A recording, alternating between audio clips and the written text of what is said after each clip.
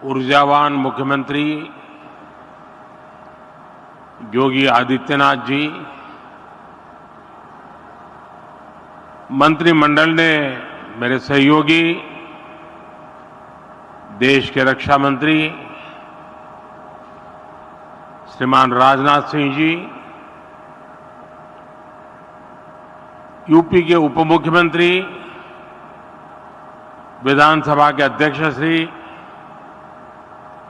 अन्य महानुभाव, देश विदेश से यहां आए औद्योगिक क्षेत्र के सभी प्रतिनिधिगण और मेरे परिवारजनों, आज हम यहां विकसित भारत के लिए विकसित उत्तर प्रदेश के निर्माण के संकल्प के साथ एकजुट हुए हैं।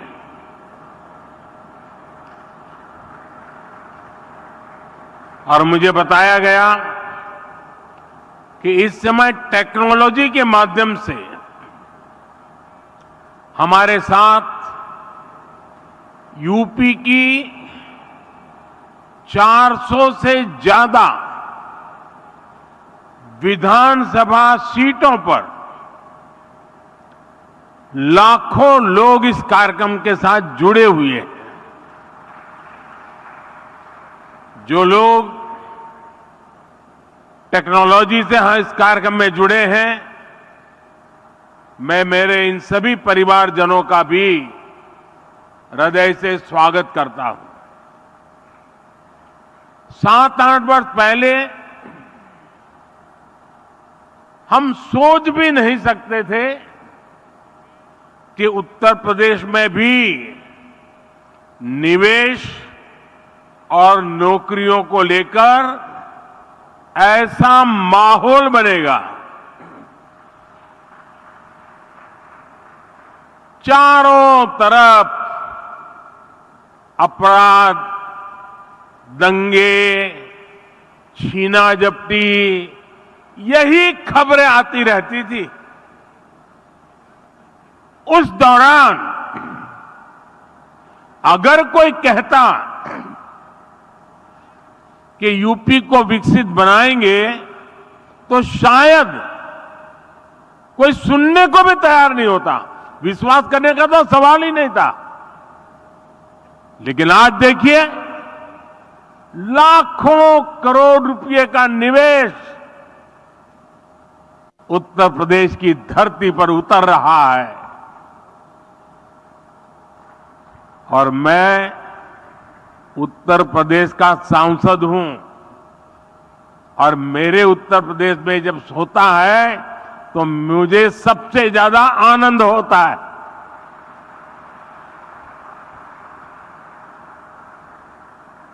आज हजारों प्रोजेक्ट पर काम शुरू हो रहा है। ये जो फैक्ट्रियां लग रही हैं, ये जो उद्योग लग रहे हैं, ये यूपी की तस्वीर बदलने वाले हैं।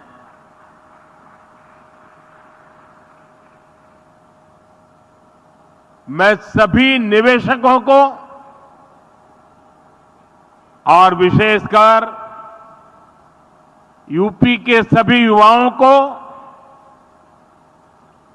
विशेष रूप से बधाई देता हूं।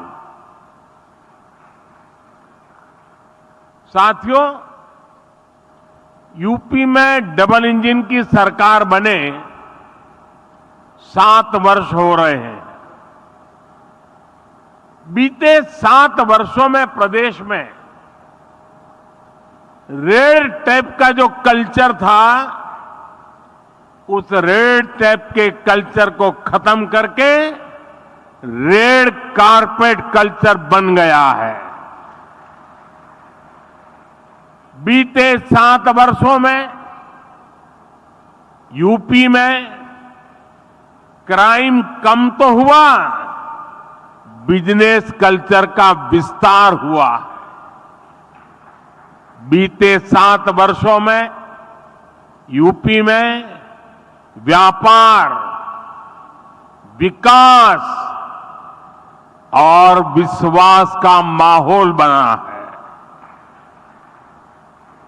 डबल इंजन सरकार ने दिखाया है कि अगर बदलाव की सच्ची नीयत है तो उसे कोई रोक नहीं सकता। बीते कुछ वर्षों में यूपी से होने वाले एक्सपोर्ट अब 2 गुना हो चुका है। बिजली उत्पादन हो या फिर ट्रांसमिशन, आज यूपी प्रशंसनीय काम कर रहा है। आज यूपी वो राज्य है जहां देश के सबसे ज्यादा एक्सप्रेस वे हैं। आज यूपी वो राज्य है जहां देश में सबसे ज्यादा इंटरनेशनल एयरपोर्ट्स हैं। आज यूपी वो राज्य है जहां देश की पहली रैपिड रेल चल रही है। वेस्टर्न डेडिकेटेड फ्रेट कॉरिडोर और ईस्टर्न डेडिकेटेड फ्रेट कॉरिडोर का एक बड़ा नेटवर्क भी उत्तर प्रदेश से होकर गुजरता है।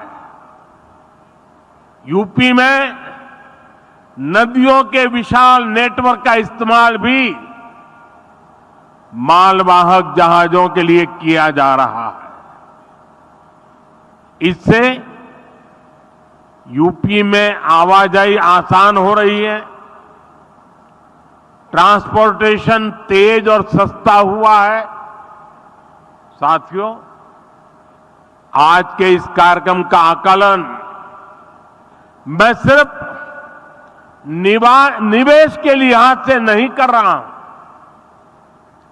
यहां आप सभी निवेशकों के बीच जो आशावाद दिख रहा है, बेहतर रिटर्न की जो उम्मीद दिख रही है, उसका संदर्भ बहुत व्यापक है। आज आप दुनिया में कहीं भी जाएं, भारत को लेकर अभूतपूर्व पॉजिटिविटी दिख रही है। 4-5 दिन पहले मैं यूएई और कतर की विदेश यात्रा से लौटा हूं। हर देश भारत की ग्रोथ स्टोरी को लेकर आश्वस्त है, भरोसे से भरा हुआ। आज देश में मोदी की गारंटी की बहुत चर्चा है, लेकिन आज पूरी दुनिया भारत को बेहतर रिटर्न्स की गारंटी मान रही है। अक्सर हमने देखा है कि चुनाव के नजदीक लोग नए निवेश से बचते हैं, लेकिन आज भारत ने ये धारणा भी तोड़ दी है। आज दुनिया भर के इन्वेस्टर्स को भारत में सरकार की पॉलिसी की स्टेबिलिटी पर पूरा भरोसा है। यही विश्वास यहां यूपी में, लखनऊ में भी झलक रहा है। भाइयों और बहनों, मैं जब विकसित भारत की बात करता हूं तो इसके लिए नई सोच भी चाहिए, नई दिशा भी चाहिए। देश में जिस प्रकार की सोच आजादी के अनेक दशकों तक रही, उस पर चलते ये संभव ही नहीं था। वो सोच क्या थी? सोच थी कि देश के नागरिकों का जैसे तैसे गुजारा कराओ, उन्हें हर मूलभूत सुविधा के लिए तरसा कर रखो। पहले की सरकारें सोचती थी कि सुविधाएं बनाओ तो दो चार बड़े शहरों में नौकरियों के अवसर बनाओ तो कुछ चुनिंदा शहरों में। ऐसा करना आसान था क्योंकि इसमें मेहनत कम लगती थी, लेकिन इसके कारण देश का एक बहुत बड़ा हिस्सा विकास से वंचित रह गया। यूपी के साथ भी अतीत में ऐसा ही हुआ है, लेकिन डबल इंजन सरकार ने उस पुरानी राजनीतिक सोच को बदल दिया है। हम उत्तर प्रदेश के हर परिवार के जीवन को आसान बनाने में जुटे हैं। जब जीवन आसान होगा तो बिजनेस करना और कारोबार करना अपने आप में आसान होगा। आप देखिए, हमने गरीबों के लिए 4 करोड़ पक्के घर बनाए हैं, लेकिन साथ ही शहरों में रहने वाले मध्यम वर्गीय परिवारों को अपना घर का सपना पूरा करने के लिए हमने लगभग 60,000 करोड़ रुपए की मदद भी की है। इस पैसे से शहरों में रहने वाले 25 लाख मध्यम वर्गीय परिवारों को ब्याज में छूट मिली है। इसमें 1.5 लाख लाभार्थी परिवार ये मेरे यूपी के हैं। हमारी सरकार ने आयकर में जो कमी की है उसका भी बड़ा लाभ मध्यम वर्ग को मिला है। 2014 से पहले सिर्फ 2 लाख रुपए की आय पर ही इनकम टैक्स लग जाता था, जबकि बीजेपी सरकार में अब 7 लाख रुपए तक की आय पर कोई इनकम टैक्स नहीं देना होता। इस वजह से मध्यम वर्ग के हजारों करोड़ रुपए बचे हैं। साथियों, हमने यूपी में ईज ऑफ लिविंग और ईज ऑफ डूइंग बिजनेस पर समान बल दिया है।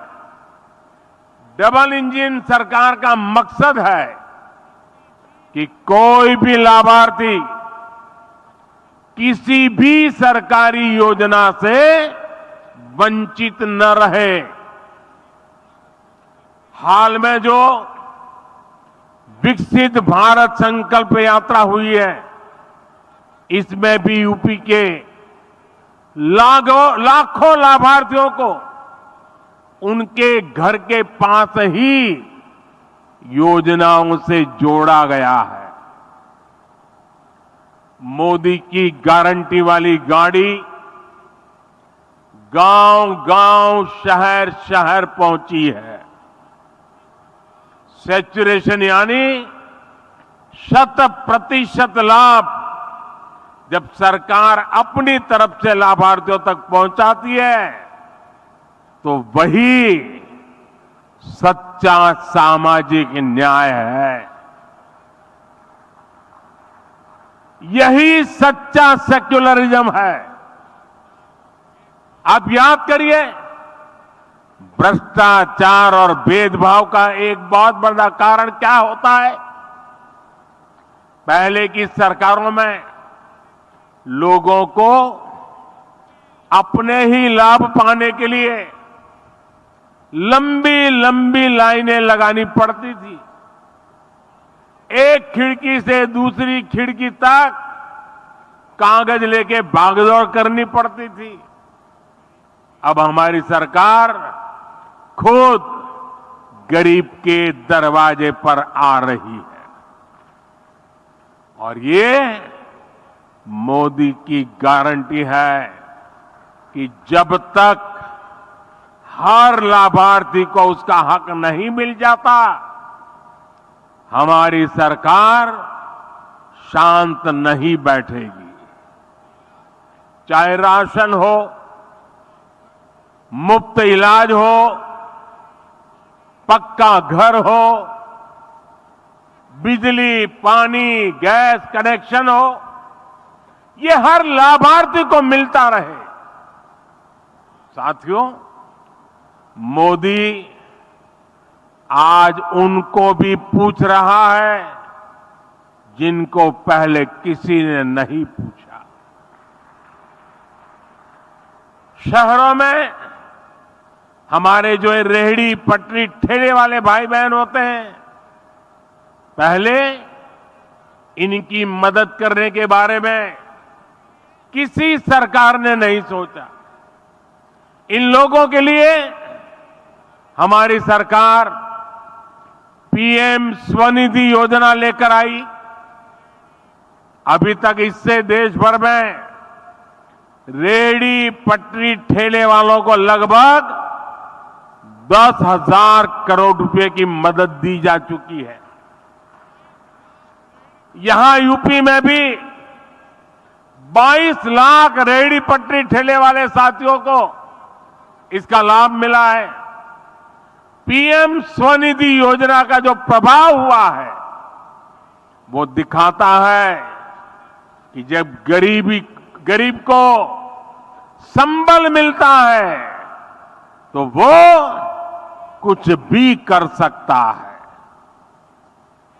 पीएम स्वनिधि योजना के अध्ययन में एक बहुत महत्वपूर्ण बात सामने आई है कि स्वनिधि की सहायता प्राप्त करने वाले साथियों को वार्षिक कमाई में औसतन 23,000 रुपये की अतिरिक्त वृद्धि हुई है।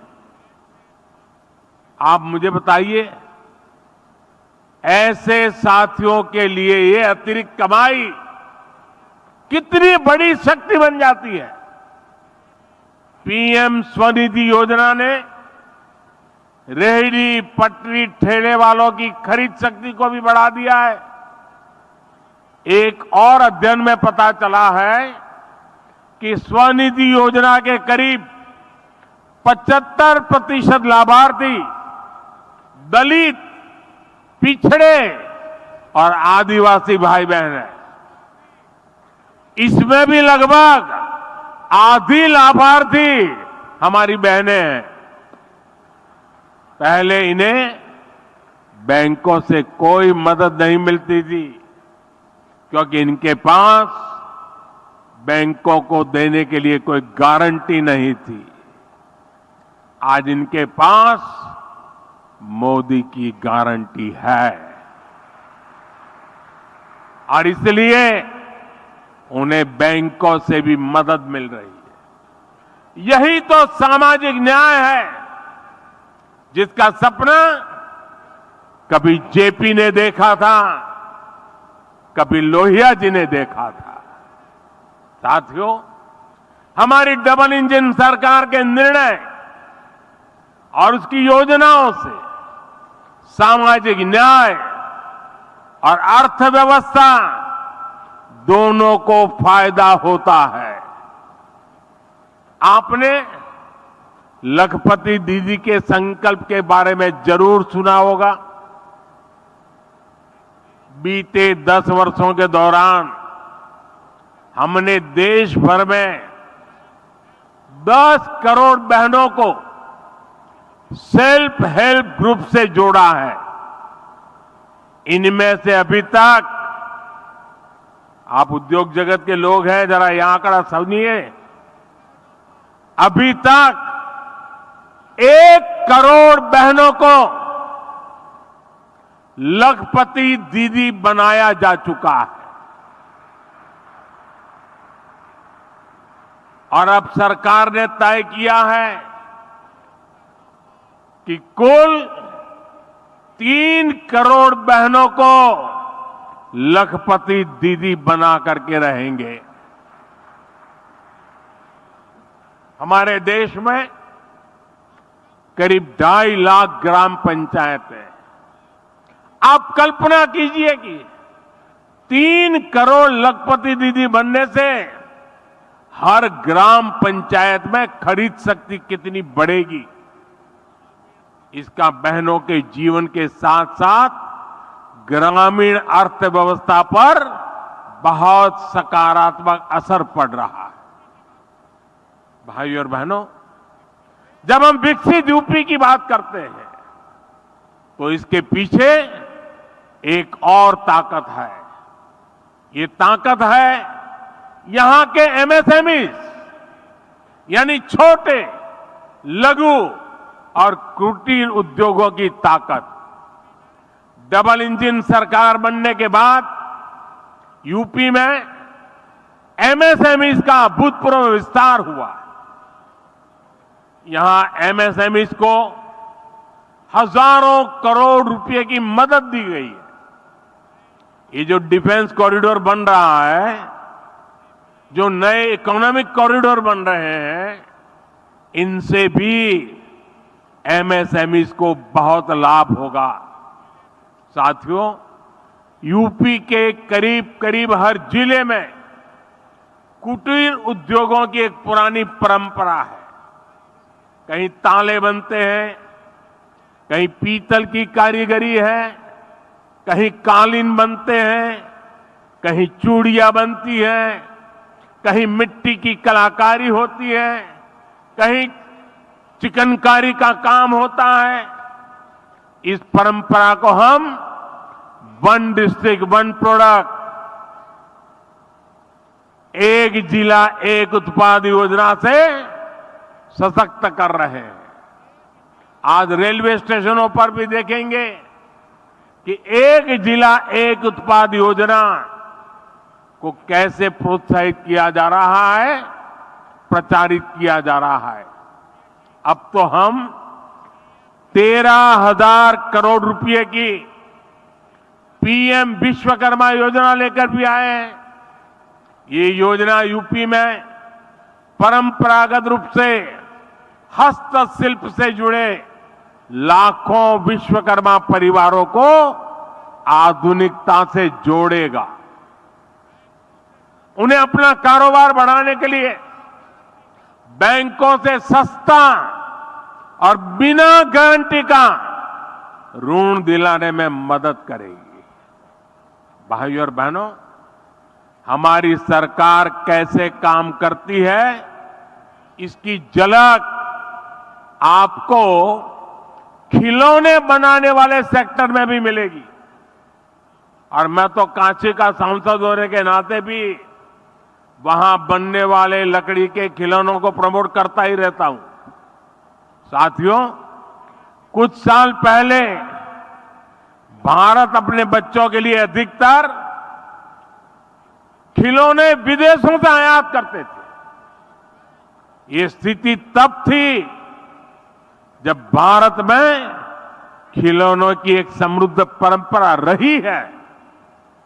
पीढ़ियों से लोग खिलौने बनाने में कुशल रहे हैं, लेकिन भारतीय खिलौनों को प्रमोट नहीं किया गया। कारीगरों को आधुनिक दुनिया के अनुसार बदलने के लिए मदद नहीं दी गई, जिसके कारण भारत के बाजारों और घरों पर विदेशी खिलौनों का कब्जा हो गया। मैंने इसे बदलने की ठानी और देश भर में खिलौना बनाने वालों के साथ खड़े रहना, उनकी मदद करना और मैंने उनको आगे बढ़ने की अपील की। आज स्थिति ये है कि हमारा इंपोर्ट, हमारा आयात बहुत कम हो गया है और खिलौनों का निर्यात कई गुना बढ़ गया है। साथियों, यूपी में भारत का सबसे बड़ा टूरिज्म हब बनने का सामर्थ्य है। आज देश का हर व्यक्ति वाराणसी और अयोध्या आना चाहता है। हर दिन लाखों लोग इन स्थानों पर दर्शन करने के लिए आ रहे हैं। इसके कारण यहां यूपी में छोटे उद्यमियों के लिए, एयरलाइंस कंपनियों के लिए, होटल रेस्टोरेंट वालों के लिए अभूतपूर्व अवसर बन रहे हैं। और मेरा तो एक आग्रह है, मैं देश के सभी टूरिस्टों से आग्रह करता हूं, देश के सभी यात्रियों से आग्रह करता हूं कि आप जब टूर पर जाने का बजट बनाएं तो उसमें से 10% बजट जिस जगह पर जा रहे हैं वहां से कुछ न कुछ खरीदने के लिए रखें। आपके लिए वो कठिन नहीं है, क्योंकि आप हजारों रुपया खर्च करने के लिए यात्रा पे निकले हैं। अगर उसमें 10% जिस जगह पे जा रहे हैं वहां की लोकल चीज खरीदेंगे, वहां की इकोनॉमी आसमान को छूने लग जाएगी। मैं इन दिनों एक और बात कहता हूं, ये बड़े बड़े धनी लोग बैठे हैं ना, उनको जरा ज्यादा चुभती है, लेकिन मैं आग्रह से कहता रहता हूं। आजकल दुर्भाग्य से देश में फैशन चल पड़ी है, अमीरी का मतलब होता है विदेशों में जाओ, बच्चों की शादी विदेशों में करो। इतना बड़ा देश कि आपके बच्चे हिंदुस्तान में शादी नहीं कर सकते?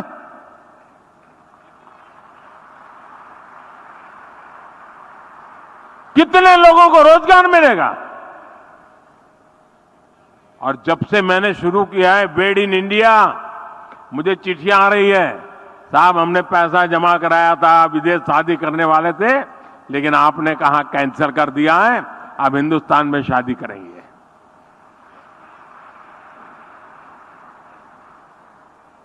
देश के लिए भगत सिंह की तरह फांसी पर लटके तभी देश की सेवा होती है, ऐसा नहीं है। देश के लिए काम कर करके भी देश की सेवा हो सकती है दोस्तों। और इसलिए मैं कहता हूं, बेहतर लोकल, नेशनल और इंटरनेशनल कनेक्टिविटी से यूपी में आना जाना बहुत आसान हो गया है। वाराणसी के रास्ते बीते दिनों हमने दुनिया की सबसे लंबी क्रूज सर्विस को भी शुरू किया है।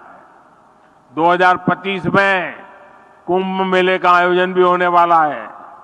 ये भी यूपी की अर्थव्यवस्था के लिए बहुत महत्वपूर्ण होने वाला है। आने वाले समय में टूरिज्म और हॉस्पिटैलिटी सेक्टर में बहुत बड़ी संख्या में रोजगार बनने वाले हैं। साथियों, हमारा प्रयास है कि हमारी जो ताकत है उसे भी आधुनिकता के साथ जोड़ें, सशक्त करें और नए सेक्टर्स में भी कमाल करें। आज भारत इलेक्ट्रिक मोबिलिटी और ग्रीन एनर्जी पर बहुत अधिक फोकस कर रहा है। हम भारत को ऐसी टेक्नोलॉजी में, ऐसी मैन्युफैक्चरिंग में ग्लोबल हब बनाना चाहते हैं। हमारा प्रयास है कि देश का हर घर, हर परिवार सोलर पावर जनरेटर बन जाए। इसलिए हमने पीएम सूर्य घर मुफ्त बिजली योजना शुरू की है। इस योजना के तहत 300 यूनिट बिजली मुफ्त मिलेगी और अतिरिक्त बिजली लोग सरकार को बेच भी पाएंगे। अभी ये योजना 1 करोड़ परिवारों के लिए है। इसमें हर परिवार के बैंक खाते में सीधे 30,000 रुपये से लेकर करीब करीब 80,000 रुपये तक जमा कराए जाएंगे। यानी जो 100 यूनिट बिजली हर महीने जनरेट करना चाहता है उन्हें 30,000 रुपए की मदद मिलेगी। जो 300 यूनिट या उससे अधिक बिजली बनाना चाहेंगे उन्हें करीब 80,000 रुपया मिलेंगे। इसके अलावा बैंकों से बहुत सस्ता और आसान ऋण भी उपलब्ध कराया जाएगा। एक आकलन है कि इससे इन परिवारों को मुफ्त बिजली तो मिलेगी ही, साल में 18,000 रुपये तक की बिजली बेचकर अतिरिक्त कमाई भी कर सकते हैं। इतना ही नहीं, इससे इंस्टॉलेशन, सप्लाई चेन और मेंटेनेंस से जुड़े सेक्टर में ही लाखों रोजगार बनेंगे। इससे लोगों को 24 घंटे बिजली देना, तय यूनिट तक मुफ्त बिजली देना भी आसान हो जाएगा। साथियों, सोलर पावर की तरह ही हम इलेक्ट्रिक वाहन को लेकर भी मिशन मोड पर काम कर रहे हैं। इलेक्ट्रिक वाहनों की मैन्युफैक्चरिंग करने वाले साथियों को पीएलआई योजना का लाभ दिया गया है। इलेक्ट्रिक वाहन खरीदने पर टैक्स में छूट दी गई है। इसी का परिणाम है कि पिछले 10 वर्ष में लगभग 34.5 लाख इलेक्ट्रिक वाहन बिके हैं। हम तेज गति से इलेक्ट्रिक बसें उतार रहे हैं, यानी सोलर हो या फिर ईवी, दोनों सेक्टर्स में यूपी में बहुत संभावनाएं बन रही है। साथियों, अभी कुछ दिन पहले हमारी सरकार को किसानों के मसीहा चौधरी चरण सिंह जी को भारत रत्न देने का सौभाग्य मिला। उत्तर प्रदेश की धरती के बेटे चौधरी साहब का सम्मान करना देश के करोड़ों मजदूर, देश के करोड़ों किसानों का सम्मान है। लेकिन दुर्भाग्य से ये बात कांग्रेस और उसके सहयोगियों को समझ में नहीं आती। आपने देखा होगा कि जब चौधरी चरण सिंह जी के बारे में संसद में बात हो रही थी तो कैसे कांग्रेस के लोगों ने चौधरी साहब के बारे में बोलना तक मुश्किल कर दिया। कांग्रेस के लोग भारत रत्न पर एक ही परिवार का हक समझते थे, इसलिए कांग्रेस ने दशकों तक बाबा साहब आंबेडकर को भी भारत रत्न नहीं दिया। ये लोग अपने ही परिवार के लोगों को भारत रत्न देते रहे। दरअसल कांग्रेस गरीब, दलित, पिछड़े, किसान, मजदूर का सम्मान करना ही नहीं चाहती। ये उनकी सोच में नहीं है। चौधरी चरण सिंह जी के जीवन काल में भी कांग्रेस ने उनसे सौदेबाजी की बहुत कोशिश की थी। चौधरी साहब ने पीएम की कुर्सी को त्याग दिया पर अपने उसूलों से समझौता नहीं किया। उनको राजनीतिक सौदेबाजी से नफरत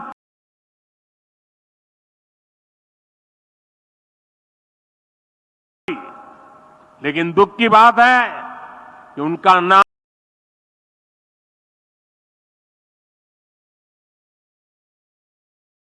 लेकर राजनीति करने वाले उत्तर प्रदेश के तमाम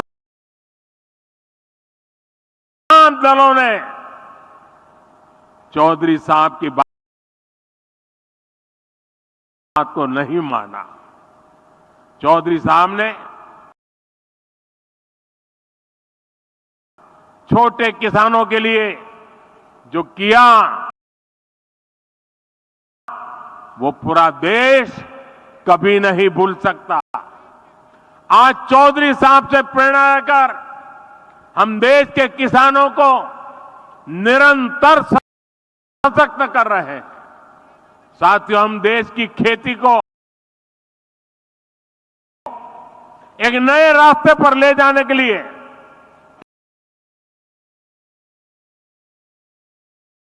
किसानों को मदद दे रहे हैं, प्रोत्साहन दे रहे हैं। प्राकृतिक खेती और मिलेट पर फोकस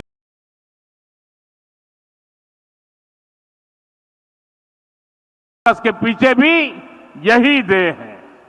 आज गंगा जी के किनारे यूपी में बहुत बड़े पैमाने पर प्राकृतिक खेती होने लगी है। ये किसानों को कम लागत में अधिक लाभ देने वाली खेती है और इससे गंगा जी जैसी हमारी पावन नदियों का जल भी दूषित होने से बच रहा है। आज मैं फूड प्रोसेसिंग से जुड़े उद्यमियों से भी विशेष आग्रह करूंगा।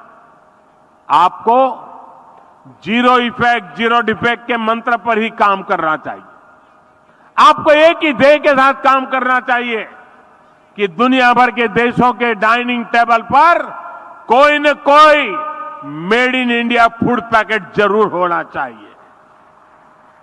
आज आपके प्रयासों से ही सिद्धार्थनगर का काला नमक चावल, चंदौली का ब्लैक राइस हो, बड़ी मात्रा में एक्सपोर्ट होने लगा है। विशेष रूप से मिलेट्स यानी श्री अन्न को लेकर एक नया ट्रेंड हम देख रहे हैं। इस सुपर फूड को लेकर इन्वेस्टमेंट का भी ये सही समय है। इसके लिए आपको किसानों को उनकी पैदावार में मूल्य वृद्धि कैसे हो, पैकेजिंग कैसे हो, दुनिया के बाजार में मेरे किसान जो पैदा करता है वो कैसे पहुंचे, इसके लिए आगे आना चाहिए। आज सरकार भी छोटे छोटे किसानों को बाजार की बड़ी ताकत बनाने में जुटी है। हम किसान उत्पाद संघ, एफपीओ और सहकारी समितियों का सशक्त कर रहे हैं। इन संगठनों के साथ आपको वैल्यू एडिशन कैसे हो, आप उनको टेक्नोलॉजिकल नॉलेज कैसे दे सकते हैं, आप उनका माल खरीदने की गारंटी कैसे दे सकते हैं। जितना किसान का फायदा होगा, जितना मिट्टी का फायदा होगा, उतना ही फायदा आपके बिजनेस को भी होगा। यूपी ने तो भारत की रूरल इकोनॉमी, खेती आधारित अर्थव्यवस्था को आगे बढ़ाने में हमेशा बड़ी भूमिका निभाई है। इसलिए इस अवसर का आपको ज्यादा से ज्यादा लाभ उठाना चाहिए। मुझे अपने यूपी के परिवारजनों के सामर्थ्य और डबल इंजन सरकार के परिश्रम पर पूरा विश्वास है। आज जो आधारशिला रखी गई है वो यूपी और देश की प्रगति की आधारशिला बनेगी। और मैं योगी जी को, उत्तर प्रदेश सरकार को विशेष बधाई देता हूं।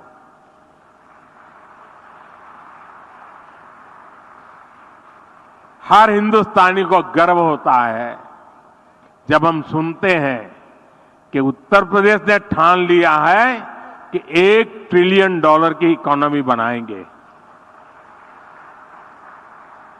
मैं देश के सभी राज्यों